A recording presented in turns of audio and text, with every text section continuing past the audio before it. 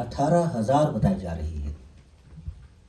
वनस्थली अपनी अनूठी पंचमुखी शिक्षा प्रणाली के लिए विख्यात है, जो विद्यार्थी के सर्वांगीण विकास पर केंद्रित है।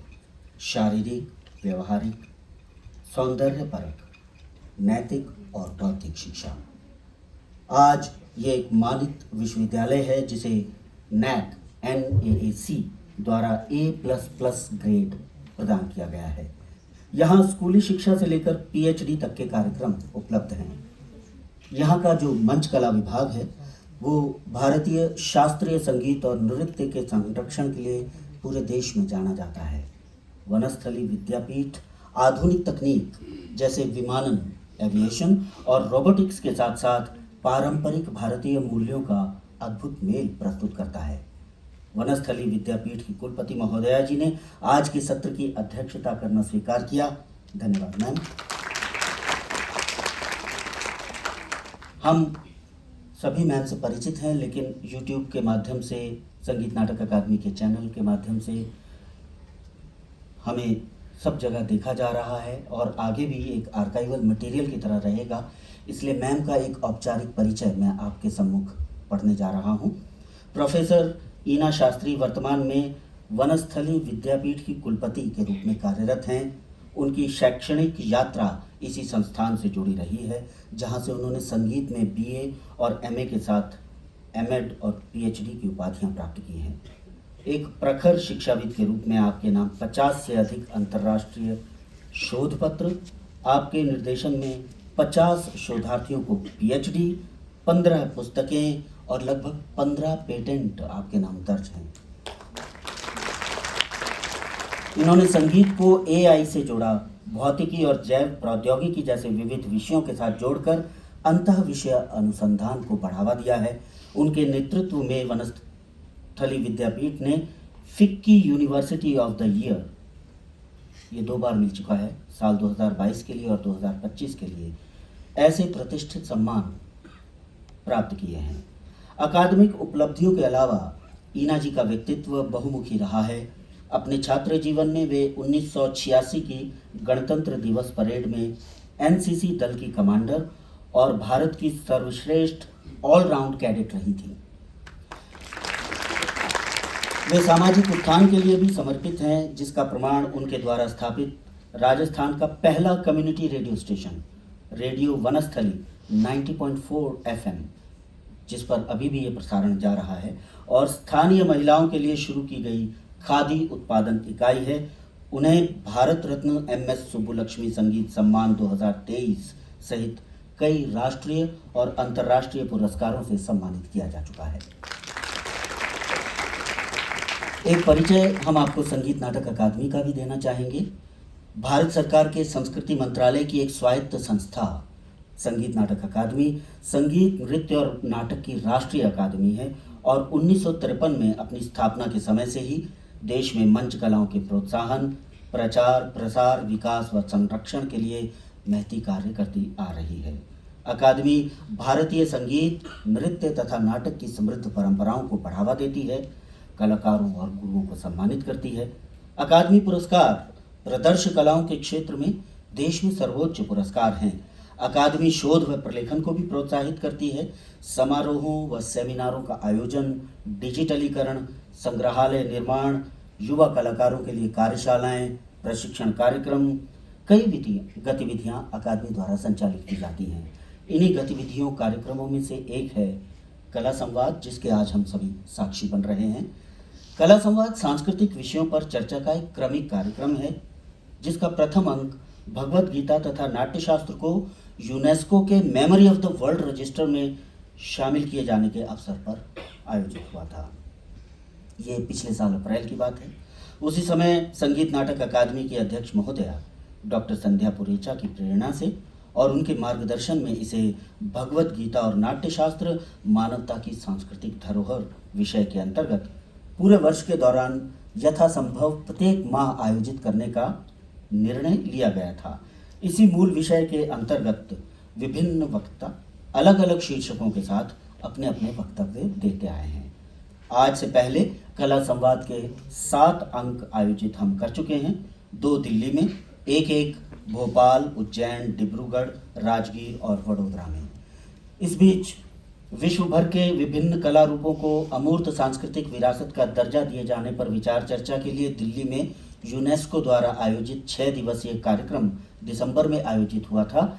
इस बड़े कार्यक्रम के लिए संगीत नाटक अकादमी एक नोडल संस्था थी, इसलिए नवंबर और दिसंबर में हम कला संवाद आयोजित नहीं कर पाए थे और जनवरी में हमने वापसी की है। आज कला संवाद का 8वां अंक वनस्थली विद्यापीठ के सहकार में यहाँ मंच कला विभाग के सुर मंदिर सभागार में आयोजित हो रहा है। इस अवसर पर जो भी सहृदय इस सभागार में उपस्थित हैं और जो हमसे हमारे सोशल मीडिया मंचों के माध्यम से जुड़े हैं, हम उन सभी का पुनः स्वागत करते हैं। हम श्री राजू दास, सचिव संगीत नाटक अकादमी को स्वागत भाषण के लिए निवेदन करें। उससे पहले हम उनका संक्षिप्त परिचय आपको देना चाहेंगे। श्री राजू दास मूल रूप से असम से हैं और कला साधक के तौर पर सरोद वादक हैं। इनका गहरा नाता लखनऊ से है, जहां इन्होंने अपनी कला साधना के बहुत से वर्ष सरोद का अभ्यास करते हुए भातखंडे विश्वविद्यालय में बिताए थे।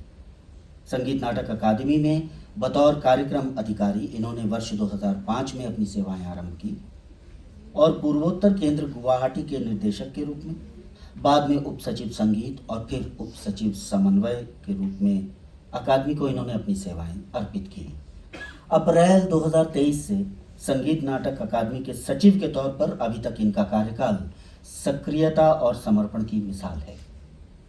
सर, आइए कृपया स्वागत संबोधित करें।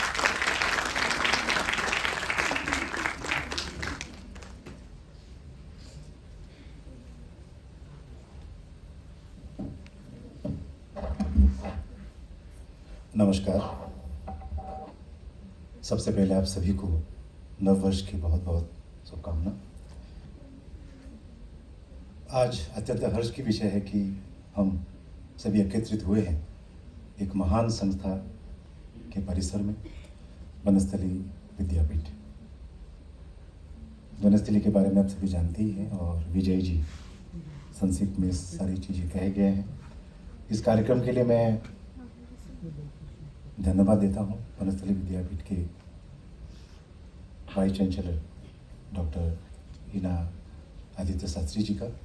इन्होंने एक बार में ही जब कॉल किया गया, मैडम से रिक्वेस्ट किया गया कि हम करना चाहते हैं, तो बिना कुछ बोले हुए कि हम बिल्कुल करेंगे, कर सकते हैं और हम करना चाहते हैं।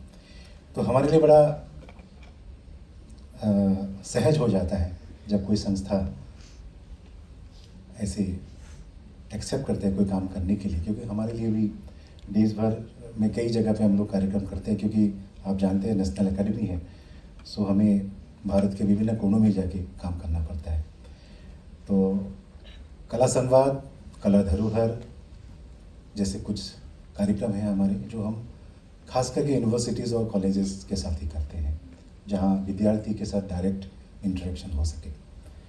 सो उसी का ही एक कार्यक्रम है कला संवाद, जैसे कि यूनेस्को द्वारा वर्ल्ड मेमोरियल ईस्टर के तहत भगवत गीता और नाट्यशास्त्र, इन दोनों को सम्मिलित किया गया। सम्मिलित तो अभी 2024 में हुआ, लेकिन ये हमारे लिए ये दो ग्रंथ क्या है हम सभी जानते हैं। नाट्यशास्त्र के बिना हम संगीत बोले तो उसमें नृत्य और नाटक सभी मिला के मैं संगीत कह रहा हूँ, सोचना भी संभव नहीं है। जो उसका आधार है नाट्यशास्त्र है, जिसको हम पंचवेद भी कहते हैं। चाहे वो संगीत के बच्चे हों, स्टूडेंट्स हो, चाहे वो नाटक के हो, चाहे वो डांस परंपरा से हो, चाहे वो लोक परंपरा से हो या ट्रेडिशनल परंपरा से हो, तो कहीं ना कहीं उनका नाता नाट्यशास्त्र का सा रहता है। तो अकादमी का ये प्रयास था कि हम ये चीज़ें, दो जो ग्रंथ है, इसको हम डायरेक्ट स्टूडेंट्स तक पहुंचाए, और उसका सबसे अच्छा माध्यम यूनिवर्सिटीज़ और कॉलेज ही है। हमारी जो परंपरा है, आप सभी जानते हैं कि हम अभी, एक बात खूब चलता है कि नॉलेज ट्रेडिशन जो हम कहते हैं, एक परंपरा चलता है हमारा, ज्ञान परंपरा जिसको हम कहते हैं। ये लेकिन हमारे संगीत में खास करके ये ज्ञान परंपरा बहुत महत्व रखता है।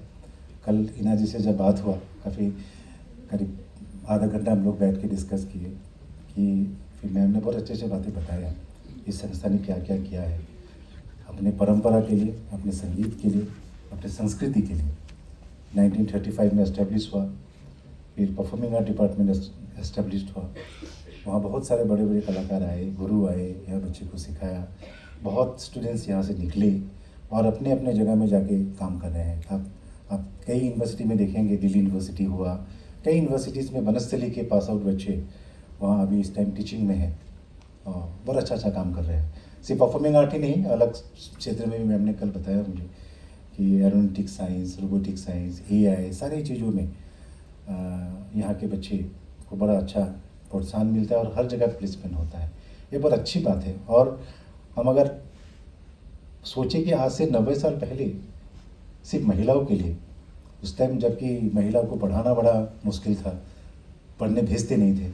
महिला जो सशक्तिकरण की बात हम करते हैं, ये 1935 में यहाँ हो चुका है और इतना अच्छे तरीके से हुआ आज, जिसके वजह से 18,000 बच्चे यहाँ पढ़ते हैं और ऑल आर फीमेल गर्ल्स यहाँ पढ़ते हैं। तो मुझे लगता है हिंदुस्तान में क्या पूरा दुनिया में ही ऐसा संस्थान मुझे लगता है कहीं और मिलेगा। सो हमारे लिए भी बड़ा गर्व की विषय है और सौभाग्य की विषय है कि हमें इस संस्था में एक कला संवाद का एक कड़ी हमें भी यहाँ करने का मौका मिला। इसके लिए मैं इना जी का और उनके सारे परफॉर्मिंग आर्ट डिपार्टमेंट के जितने भी गुरु हैं और सारे बच्चों का मैं धन्यवाद करता हूँ। और हमें लगता है हमें ऐसे कार्यक्रम करते रहना चाहिए। मैं कल भी मैडम से बात हुआ कि हम कोशिश बिल्कुल करेंगे कि आगे भी हम वनस्थली विद्यापीठ के साथ और कुछ कार्यक्रम के, कुछ दिन पहले हमारे एक कला धरोहर के तहत ये कार्यक्रम हुआ था। चेतना वनावत जी आई थी मेरा भजन के ऊपर। आप जानते हैं मेरा जी आपके राज्य से ही है। 525 वर्ष हुआ था मीरा जी का। तो गवर्नमेंट का स्पेशल कॉम्मेमोरेशन था कि उनके ऊपर कुछ काम करें।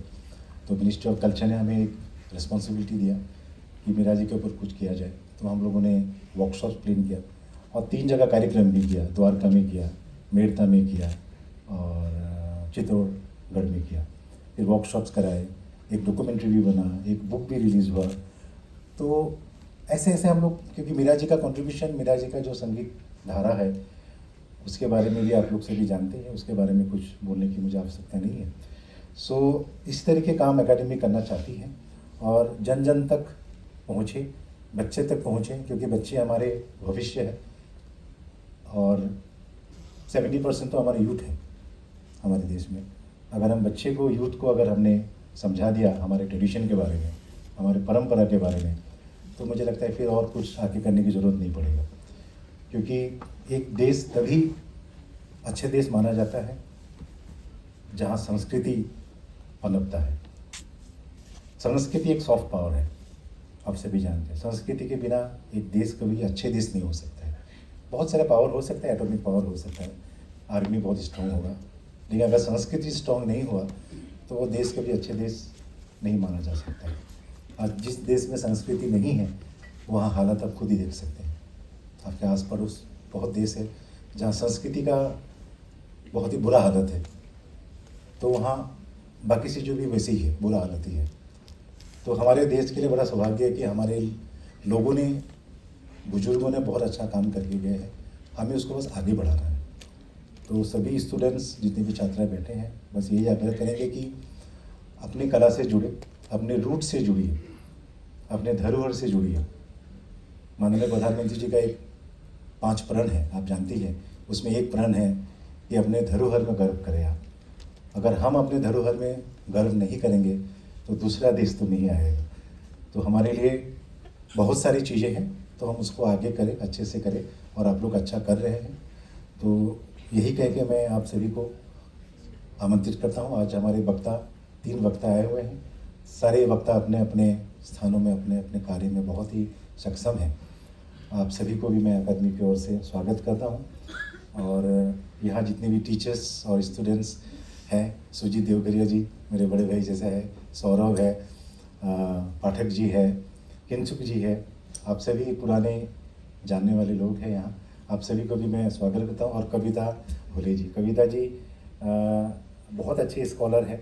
मैडम को भी आना था एक्चुअली यहाँ, बात हुआ था, लेकिन मैडम को ये नहीं पता था कि ये इतना नज़दीक है जयपुर से। कल जयपुर में कार्यक्रम था।